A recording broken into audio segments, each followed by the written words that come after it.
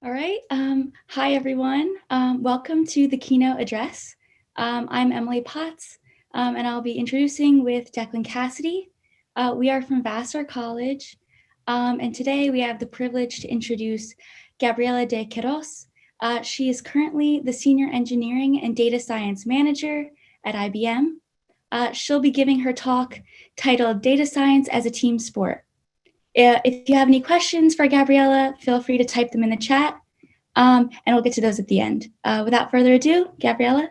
Hello, everybody. So very, very good pleasure to be here with you all. I'm going to assume that you can all hear what I'm saying. If not, just let me know in the chat. So my name is Gabriela de Quieroz. I work for IBM as a machine learning manager. And today I have a lot of things that I want to talk to you that I want to share, and hopefully I can inspire you a little bit. So the talk is about data science. It's about data science being a team sport, but it's going to be beyond that. So if you want to follow the slides and some of the materials that I'm going to share, there is this URL, the bit.ly/UUSR20. And if you want to follow me on social media, Twitter, feel free to do so.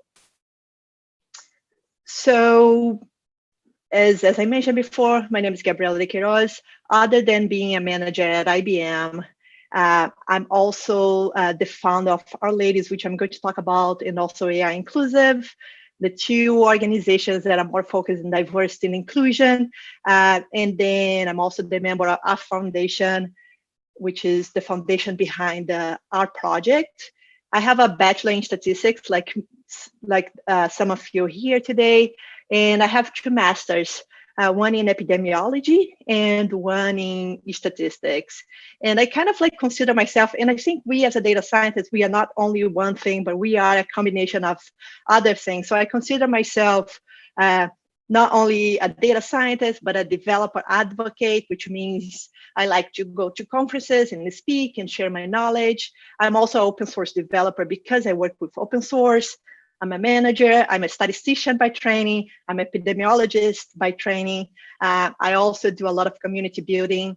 I love mentoring people, speaking, as I mentioned, and also educating. So I want to guide you through my journey because there is a lot of things that you can relate to yourself. And there are several things that I did throughout my career that I want to share with you. So let's go through this journey together. So you probably can notice my accent. So I'm from Brazil. So Brazil is located in the South America. Our population is around 200 million. Our official language is Portuguese, not Spanish, as some of people think, because pretty much all the countries in Latin America and South America, they speak Spanish, but not in Brazil. And I come from this city called Rio de Janeiro. And we have about 6 million people in Rio de Janeiro. So my career path kind of looks like a straight line, but it's not, even though today I'm not going to talk about the ups and downs loops that I went through my career. But I've been doing statistics, data science for a while. And I also have this passion of sharing my knowledge, even through organizations or teaching or being a mentor. So the two pieces go along throughout my journey. So let me talk about two passions of mine. One is Our Ladies. So R is a programming language. It's very similar to Python. It was created several years ago by statisticians. So the main focus was statistics. Nowadays, it's being used by not only statisticians, but data scientists, data analysts, data journalists, psychologists, biologists, so pretty much everywhere. So Our Ladies was founded in 2012 here in San Francisco. And the idea behind my idea when creating this organization, this community, this group, was to give back to the community and also to create this place where people would feel comfortable, safe, and welcome. So a place where we could ask questions, learn together, and share. All of this without judgment. So it's been 8 years since Our Ladies was founded, and now Our Ladies is pretty much everywhere, in several countries, in several cities. So if you don't know about Our Ladies, I would recommend you to check it out. It's an amazing organization. So there is a website, ourladies.org. Last year, I started a new organization called AI Inclusive, and our mission is to increase the representation and participation of minority groups in artificial intelligence. It all became together when I was seeing a lot of discussion around discrimination, about bias, racism, and I'm like, I need to do something. I can't be here working in this area and not doing anything to change this. So that's how AI Inclusive came together. So we are together building this community to make AI more inclusive to everyone. So if you are interested and curious, check out our website, our social medias. There are a lot of things going on, very good content, and I hope you can get in touch with us. So back in Brazil, when I was doing my bachelor, so I went to this university, which was a state university. And in Brazil, like other places in the world, the university, you have the option, or we have these two options. Sometimes not our option, but you have the free university, which is public, and then you have the private university, which you have to pay for. So I went to a public and free university where I got my bachelor in statistics. And then because I was working with air pollution data and epidemiology, I went to do a master's in this area, which was very relatable to statistics, but it was more like applied statistics. So I went to this other place, which is it is a scientific institution for research, which also is public and free. This place is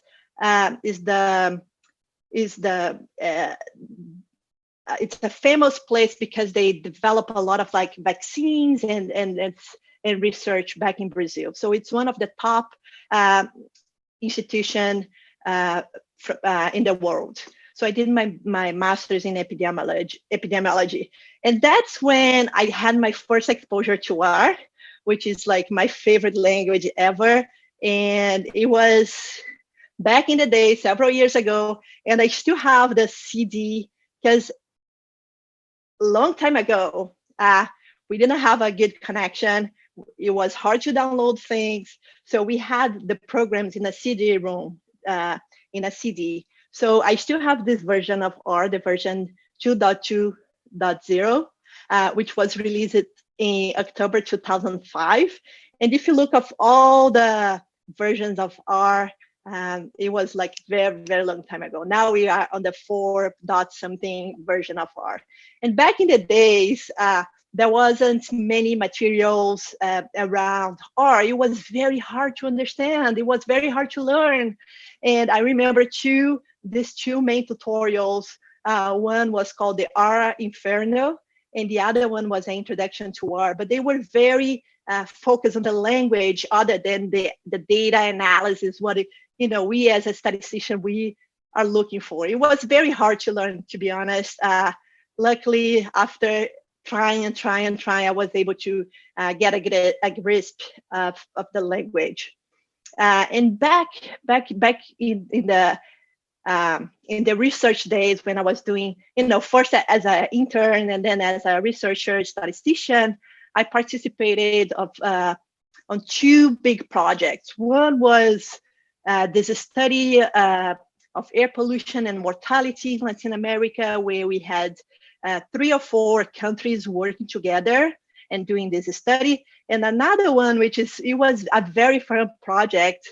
It was called from epidemiology, so EPR, which was an interface to do data analysis. But the differential here was because R and the language itself in English, and we were Portuguese speakers, we created this interface that was on top of R, but then all the comments were in Portuguese, all the help, the documentation was in Portuguese. So it was a fun project to work on. Unfortunately, we lost the funding, so we didn't have the funding to keep going in this project. And that was, again, more than 10 years ago or so. And then in 2012, I came from Rio de Janeiro to San Francisco. And then it's when I moved to the industry, it's always a question that we have as a student. Should I go to the academic route or should I go to the industry route? So you are going to see, I went from being an academic, like doing research and teaching, to become someone working in the industry. And we can talk more about that, the differences, about the two worlds, and then the overlap. So coming here, I came to do my second master's. So I came to do a master's in statistics.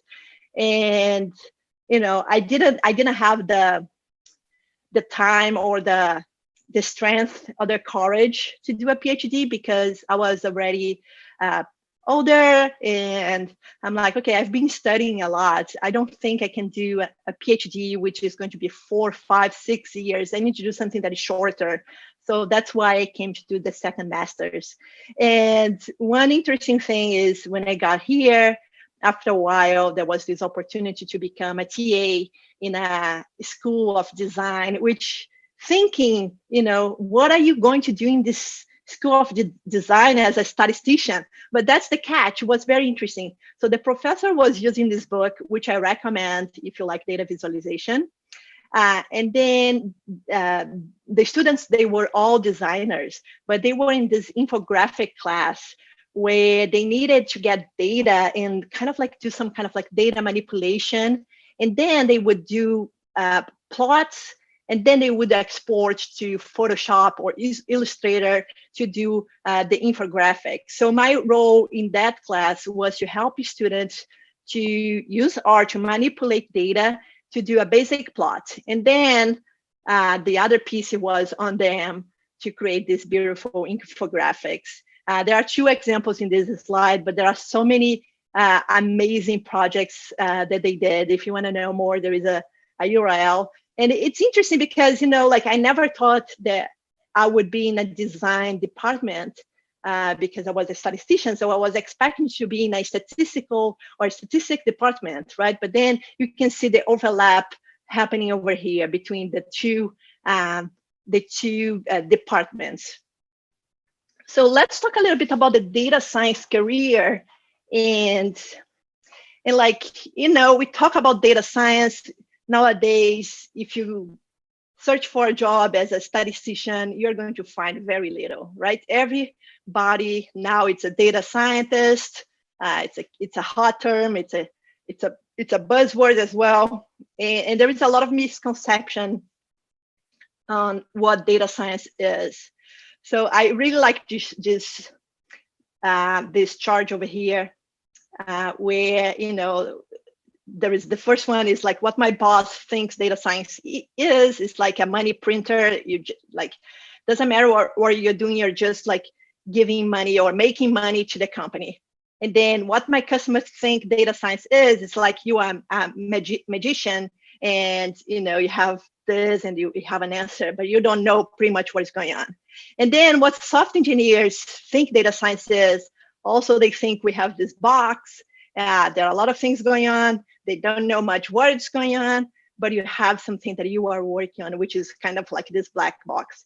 And then I go back and then what I think data science is.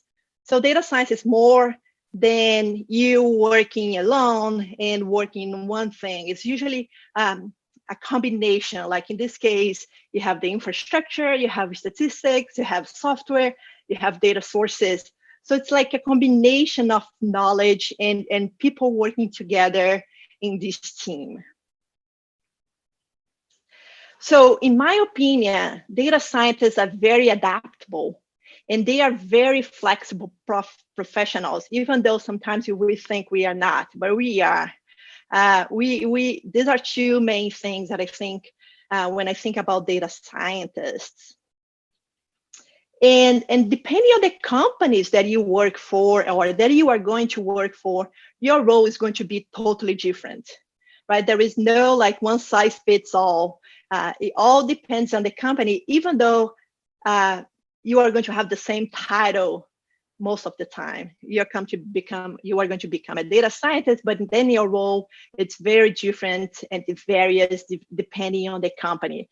And that's where I want to share some of like what I've seen in the past through my lens, through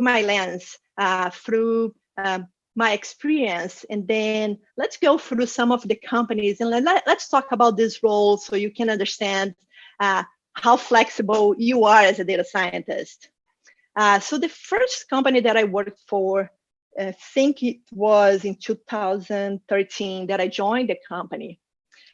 So this company was very interesting because they had the software, this analytics platform for big data. Big data was a big thing back then. So that's they had this catchy big data in the title. That's how they were selling this software. So the idea here was, you had the software, you didn't have to know how to program. So anyone that had some knowledge around data analysis, they could use this software because it was not required for you to know how to program. So you had kind of like this blank canvas, and you had several operators. Like in this screenshot, you can see that we have like some algorithms. You have the bar chart, you have logistic regression, and so on. And then you would combine these operators as a chain, right? So you would, like, let's say, ingest the data, and then you were going to do some data exploration, and then you would do some kind of like random sampling, split your data into train and pass, run a logistic regression, and then evaluate using the ROC. So it was not programming, but it was a data platform. And we, as a data scientist, we had several key responsibilities. So let me give you a sense of like how big the company was. So the company was around 40 employees when I was working for them. We had 10 engineers, more or less, and more or less 5 data scientists. So a good ratio, in my opinion. So the key responsibilities, what I was doing as a data scientist in that company. So the first one was being a consultant. So let's say a company like Bosch, they bought the software, right? But now let's suppose they don't have a data scientist in-house. They would hire us from Alpine to help them in the project. So I would be working with them during a certain period, working in a particular project with them using our software. So that was the first responsibility. The second one, which it is one of my favorites, is like writing documentation. So the user that was using the software, if they had questions, they would go to the documentation. So we would write the whole documentation. Like we would explain how to use the software when running a logistic regression. And then we would explain what a logistic regression is. We would give examples and so on. The other piece was to train the customers around the software. So how can they use the software? So we would go on site, like to their company, and then we would show them how to use the software. And then show like a use case, let's say it was a phone company, like mobile company.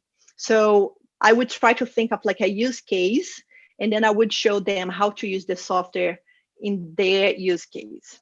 And then the fourth piece was prioritization. So because we were working with clients all the time, they would come to us and say, oh, I need this feature, but you don't have this feature yet in your software. Can you release can you add this feature to the next release? So I would come back and talk to the team, to the engineers, and to the product team saying, oh, the client X is asking for this feature, this feature, this feature. The client Y is asking for this feature, feature, and feature. So we would work together on the prioritization of these new features. One interesting thing in this role was that I was not coding or programming at all. Like maybe 5% of my time was doing like the actual coding, because remember, the software was to make it easier to anyone to do data science without coding. So I was not doing coding. So the tools the tools that were used in this software were Spark, Scala, and Pig. But those were the tools that pretty much the engineers were doing. Like very, very little Spark I would do, or even Pig. So it was very interesting because I would never thought that I would be in a position where I would not be coding, or like all my years of using R was not being applied pretty much in this role. But it was, in the other end, it was a very interesting role to be in because it gave me several skills that I use nowadays, right, in my role, and I used throughout my career as well. So it was very interesting. It was not a waste of time, for example. I see that my camera is a little bit, oh, now I think it's a little better. So yeah, so that was Alpine. Let me just move a little bit to see if it's better. A little. Okay. So then when I was looking for a new challenge, and that's another thing that I would suggest you to try. Like, try to do different things so you can learn different domains and learn new techniques. And the best way is to work in a problem that you are not aware, so you can learn, right? So I was always intrigued by the whole advertising world, right? As someone that likes technology, I had no idea how the ads were showing up on my cell phone or my browser, or like those ads that were following me around the internet. I had no idea, like kind of like those are, kind of like magic, right? So I see someone asking about Spark, Scala, and Pig. Don't worry. It was like, don't worry, you don't have to do that. You don't have to know that. But I can talk later a little bit about those tools. But it was just to give an overview of the tools. And even if you don't know, like, another thing is, a data scientist, like, just be aware that those tools, they exist. You don't need to know, right, everything for sure. No. So anyway, going back. So when I was looking for my new challenge, I'm like, okay, I want to do this thing, this advertising thing, right? So then I went to this company called ShareThrough.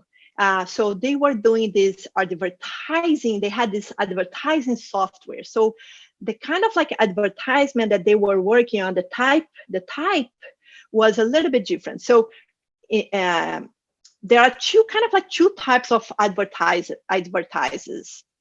One is that one that you open a browser, you open like your Google Chrome or Firefox or Safari, and then once you go in the page, there is that banner popping up in your screen, and you're like, oh, I cannot see anything else. It kind of like disturbs whatever you were seeing, right? That's one piece. Then you have a different type of like advertisement, which is what they call the native. It's native because they have the same look and feel of the page. So it kind of like, it tricks you. You don't know if it's an ad or if it's not, but it's usually kind of like, think about Twitter or Facebook. It's usually you have, like, let's say Twitter, you have tweet, ads, tweet, ads. So it's embedded, it's in your feed. And I have the picture over here. It's showing one of the ads. So it has the same look and feel. It's very similar to the other articles, for example, in the page. So it was interesting because the company was bigger than the previous company.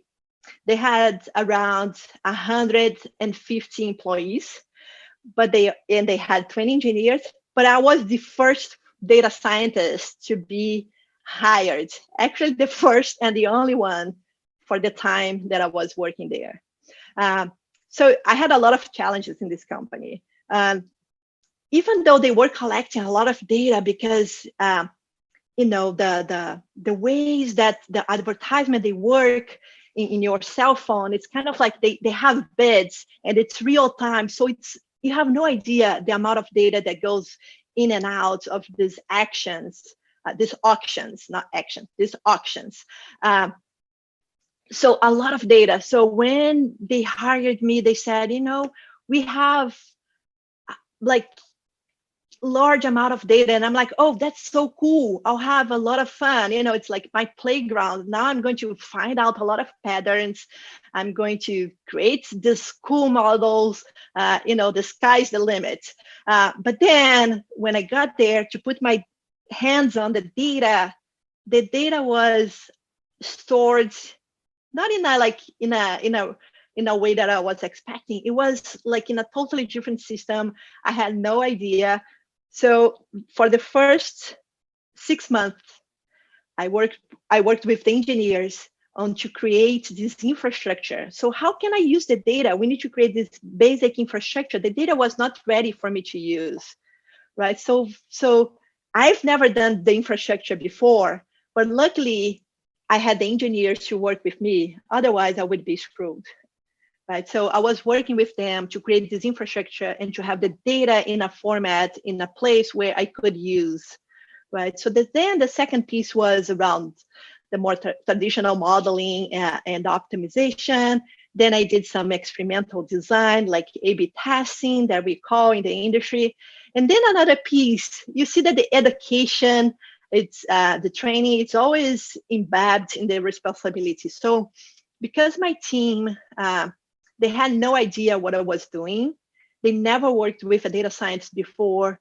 I had this role of like educating them on the things that I was doing, the methodologies that I was using, and also like we had some like lunch and learns. So every week I would sit with them and watch a lecture, a statistics class, and then I would have like a whiteboard, and then I would write down some of the things that we were watching in the lecture and trying to explain. And then this company, and they were using different tools. I was using a different set of tools. I was using Python, which I didn't know, and I don't know much, but I didn't know much because R was my main language. But I was able to migrate and do both languages. So R, Python, then SQL or SQL, which is it's how to get the data from like databases. That's the language that you usually use to query the data. It's very similar to the package from R called dplyr. It's very similar, kind of like a chain. And then other tools, because other tools, I'm not going to talk more, but like it was the whole data was running on Spark. So we had different tools or languages to connect to Spark. But majority was R, Python, and SQL. Okay. Next challenge, next company. So again, when I was looking for a new challenge, I'm like, okay, I want to do something that I've never done before. I want to be under a domain that I had no idea, because I'm interested in learning more. So this company, they had a credit card.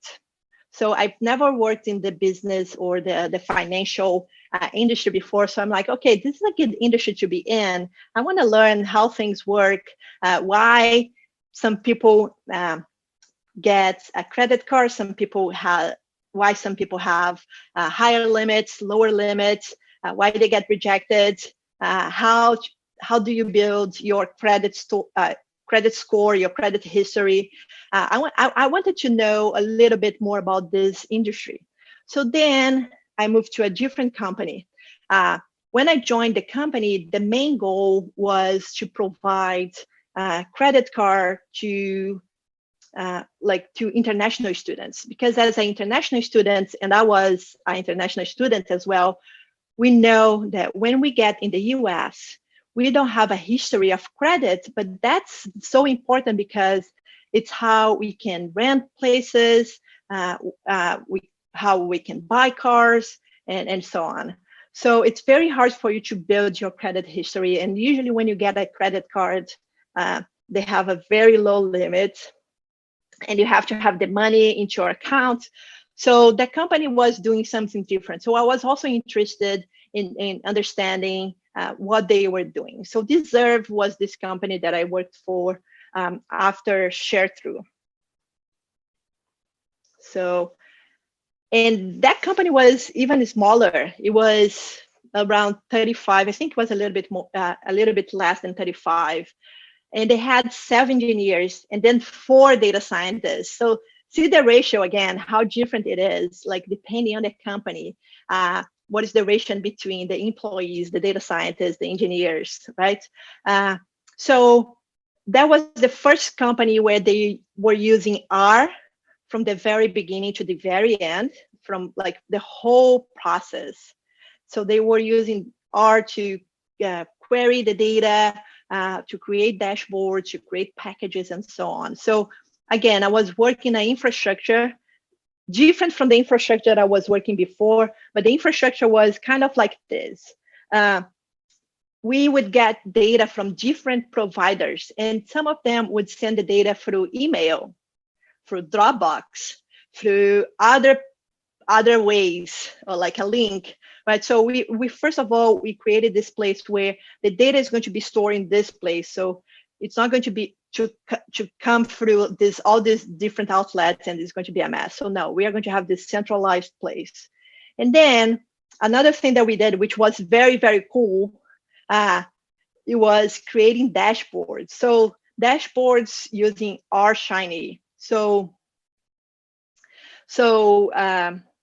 one example was, the CEO, right? They wanted to know how the company was doing. Like, were we having more users day by day? What about like the people that are not paying the bills or the balance? So kind of like the CEO would come and see this dashboard every day. Another example of dashboard, and that was one of my favorite ones, was, let's say you call to the company, like to complain about something, or you want to increase your limit, right? So you would call the company and say, hey, hi, my name is Gabriela de Quieroz. There was this charge that it was wrong in my account. What's going on? Or like, can I have a limit increase on my credit card? So any request that we would have, and you would call, they would answer in the other side of the house, the other, right, in the central place, and they would look it up, your name and your history in this dashboard. So all this dashboard that had all the information about the user, they were also created using our Shiny. So it was very cool to see how many, like all these different dashboards that we had with different functionalities, and depending on the use case, we would go to one dashboard or the other. Another interesting thing which we did, we had our internal R packages, because we noticed that some of the analysis and functions that we were writing over and over and over again. So instead of like repeating yourself, we are like, okay, let's create this package that is going to make our lives easier. So we created our package that we would use internally. And then in the end, we were creating models. That's when I left the company. But again, just to give you some ideas of the responsibilities, and some of these responsibilities, I had no idea that me as a data scientist, I could do it, but I did. So you learn as you go as well. You don't have to know everything, but as you get a new job, you are going to learn so many things, right? And then in 2018, I joined IBM. So I went to IBM to work in a very specific organization focused on open source data and AI technologies, which is also like very different from the other things that I was doing, especially because I was going to work with AI, so artificial intelligence. And again, going back to the motivation when I was looking for a new challenge was, I don't know anything about AI. I need to learn. Everybody's talking about this. I need to learn and to be up to date on what is going on. So it was a big move, especially in terms of like the employees. So IBM, they have more than 300,000 employees. So I went from a 35 employees company to 300,000 employees. It is so different. I have no idea how many engineers we have at IBM. I have no idea how many data scientists we have at IBM. But in my team in particular, we use Python and Docker. Again, don't worry about Docker if it's a new word for you. You can look it up, or if I have time in the end, I will explain a little bit more. But Python is the main language. And then I put R over here because I still try to push R, so we can use R. And the responsibilities, they were so many. It's hard to put in key points, but I want to show you how different this job description was. So first of all, the role was not like a data scientist role. It was a senior open source developer, deep learning, machine learning, artificial intelligence developer, and advocate. Like, I would never apply to this kind of role if I wasn't going and looking into the responsibilities, because it was very generic in a way and scary, I would say.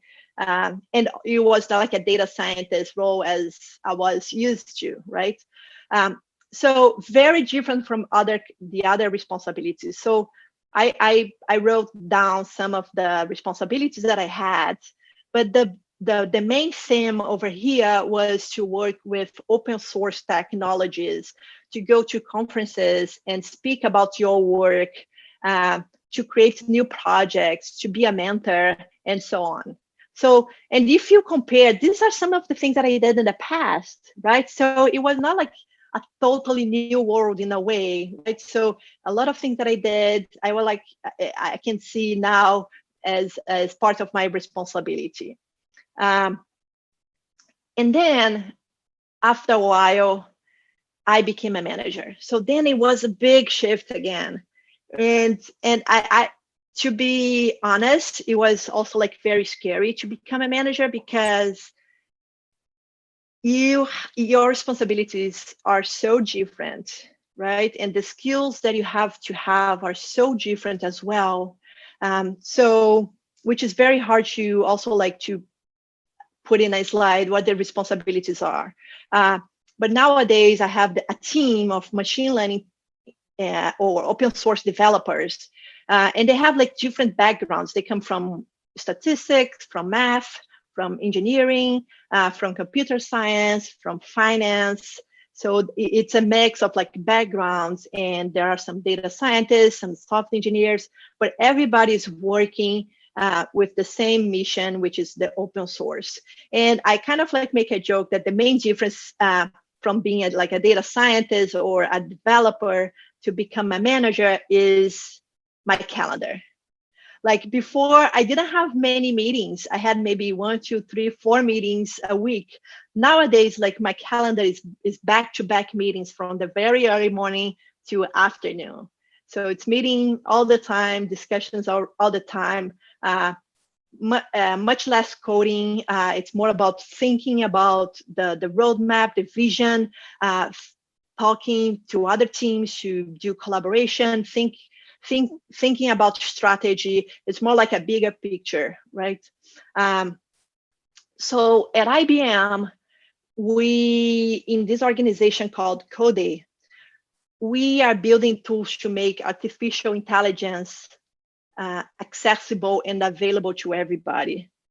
So what means is we are creating tools and contributing to projects to make AI, to decrease this entry barrier, like to decrease this barrier of entry. So you don't have to have a background in deep learning or AI to be able to use the tools that we are creating.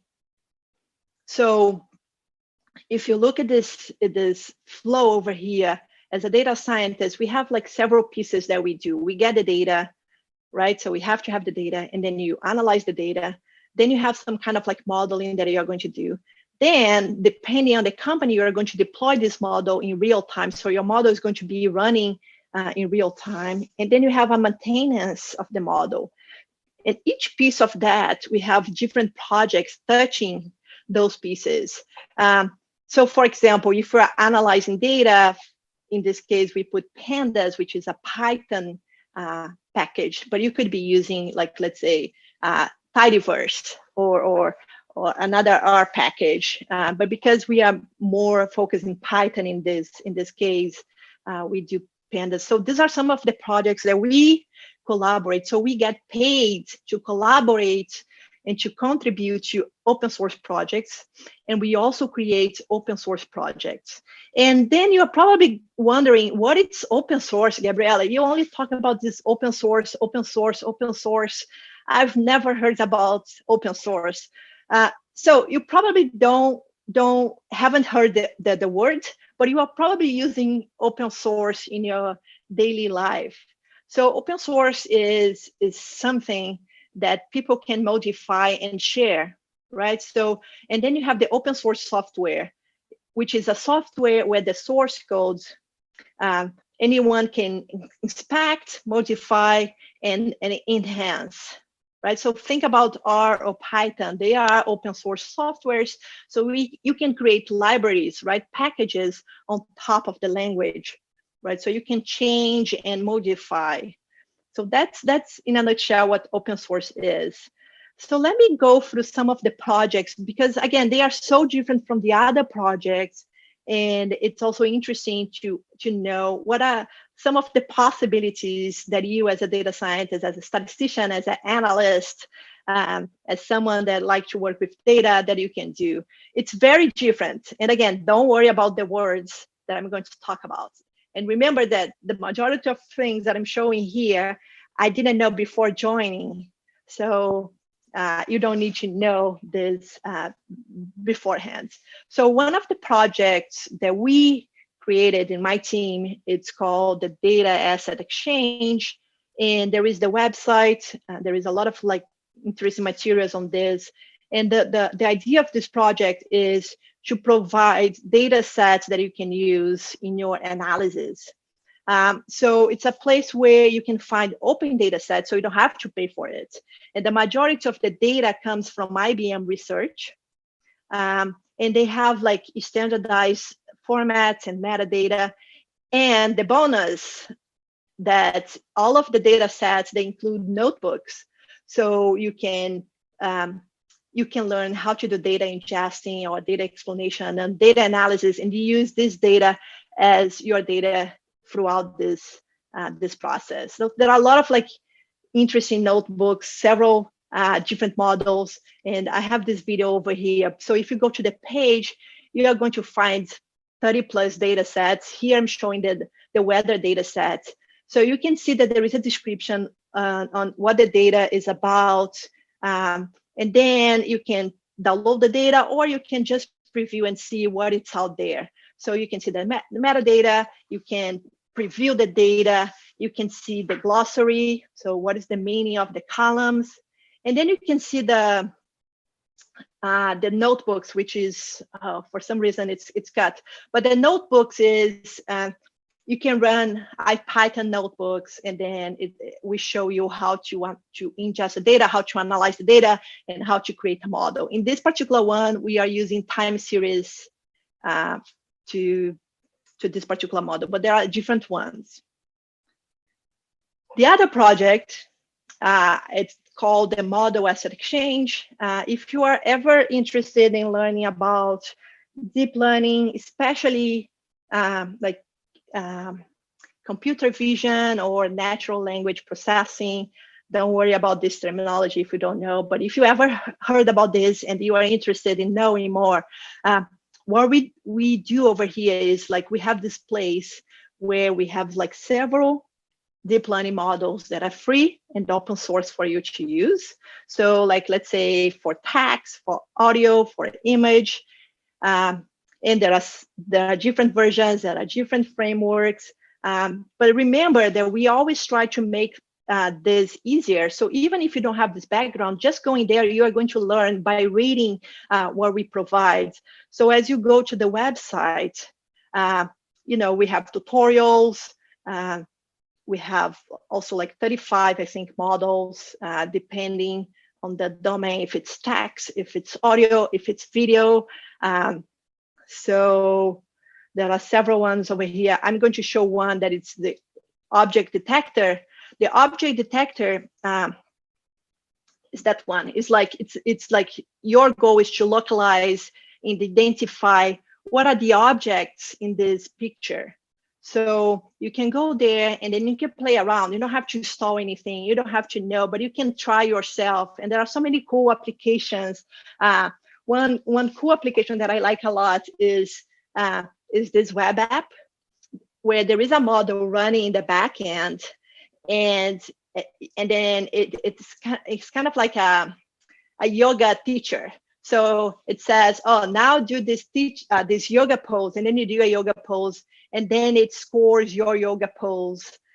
There is another one which is also like a model running in the back end, but then you play music using your arms, which is also like pretty fun. So we always try to make sure that on top of like the technique that we are providing, that we are making available, we have an interesting use case so you can understand what's going on. So then in summary, there are some important skills that I think are important for a data scientist or aspiring data scientist. Everybody always talk about the technical skills, right? So like statistics is a core, machine learning, and then some kind of like programming. If it's R, Python, SQL, some kind of like programming it's important to you to have in your resume. Another thing that I think it's as important as are the other skills that you see people talking about, but not as much. But I think it's as important as the other ones. So the first one is communication. So when you run an analysis or you do some kind of like data exploration, for example, you have to be able to communicate the results to your manager, to the manager of your manager, to your team. So communication is a key piece of a data scientist. Another piece is the curiosity. It's keep asking why I'm doing this, why are they asking me to do this? Like, why? It's like always having this curiosity in the back of your mind. Another one is flexibility. As I mentioned before, if I didn't have this flexibility, I wasn't going to be able to find different jobs and to try different domains. So you kind of like you need to have this flexibility and to think out of the box and in a bigger picture as well. Another one is critical thinking, which goes along with curiosity as well. So think critically, keep asking why as well. Another piece that I think it's more and more important, and this is a area or like a sub area of data science that it's growing more and more, which is AI ethics, more on the AI side, but the ethics, right? Are the models, are the things that you are doing, are the algorithms that you are running, are the models that you are running, are they going to affect someone negatively? Right, so you have to think beyond of what you are doing. It's not just the numbers. The models can affect someone, right? So let's think about that as well. Like there is a trade-off between the two, or like accuracy of your model and also like the bias in your model. So that's another area that it's going to be, and it's being discussed more and more in the industry and also in the in colleges and in programs as well. And then the last piece, which it took me years and years and years and years and years and years and years to accept, which is be yourself.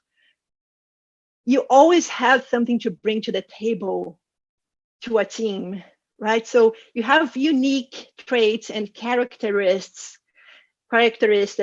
that are going to add up to the team. So be yourself. Don't pretend to be someone else. So be yourself. That's the main one of the main learnings that I had after years. But it took me years to kind of like accept myself and be myself, and have my opinions and defend my opinions and so on. So that's it. I hope you were able to catch a few things here and there. If you are interested in knowing more about AI Inclusive, there is the Instagram link. The slides are available for you. There is also like my contact, and I'm happy to take questions from now on. So thank you very much.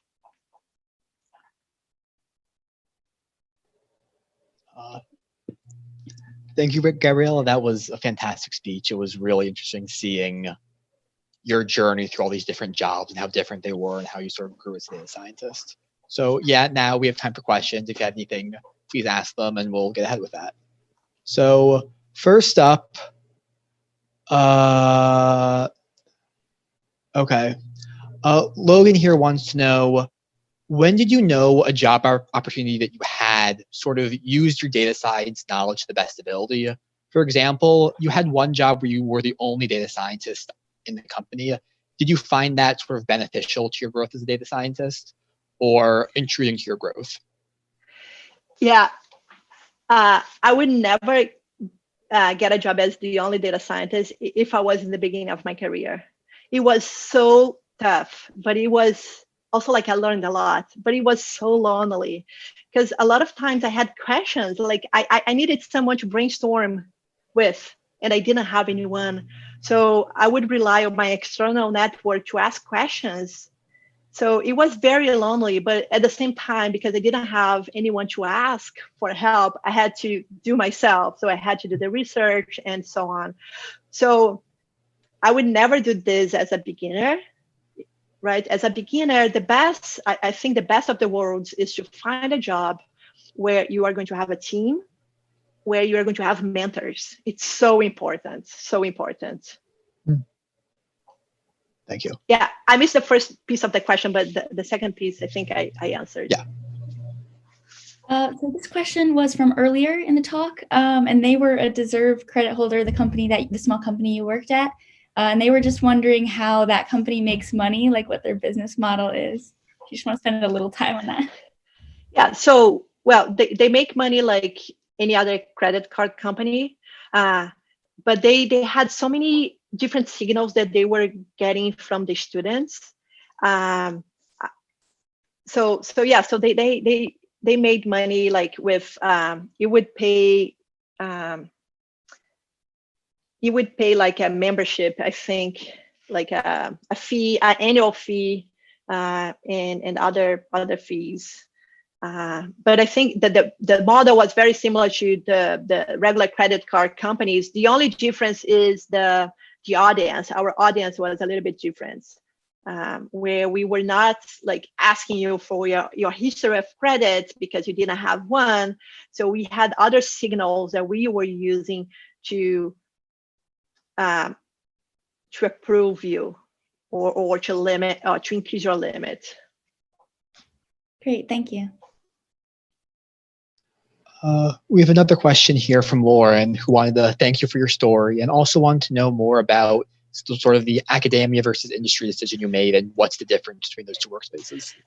Yeah, that's a very good question. The main challenge that I had, the biggest one, was in academia.